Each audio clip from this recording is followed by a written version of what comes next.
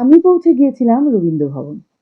সুন্দর একটি পাহাড়ি গ্রাম, চারিদিকে সবুজ পাহাড়, শান্ত পরিবেশ আর ঠান্ডা হাওয়ায় এই জায়গাটা একদম অন্যরকম একটা অনুভূতি দেয়। এটি নর্থ বেঙ্গলের শিটংয়ে। আসলে রবীন্দ্রনাথ ঠাকুরের স্মৃতিকে সম্মান জানিয়েই এই রবীন্দ্র ভবন তৈরি করা হয়েছে।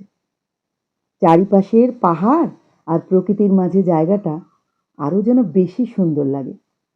এখানে এসে অনেকেই কিছু সময় জানেন তো শান্তিতে কাটাতে ভালোবাসেন।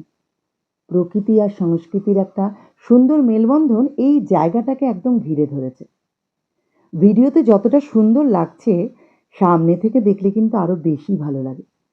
শিটং এলে এই জায়গাটা অবশ্যই আপনারা একবার ঘুরে দেখবেন। এখানে ভেতরে কিন্তু ভিডিও করা একদমই অ্যালাউড না, কিন্তু আমরা বাঙালি, যেখানে একটু ভিডিও করতে মানা লেখা দেখি সেখানেই ক্যামেরাটা আলতো করে অন করতে ইচ্ছা করে। তাই আমিও ভাবলাম একটু চুরি করে দুই একটা শট নিয়েই নি, না হলে আবার ট্রিপটা তো অসম্পূর্ণ হয়ে যাবে।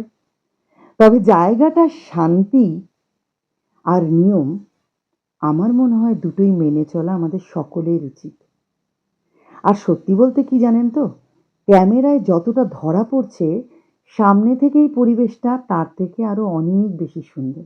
আমার অনুরোধ রইল, আপনারা যারা এখনো শিটং এসে পৌঁছাননি এই জায়গাটা অবশ্যই একবার ভিজিট করবেন। টাটা।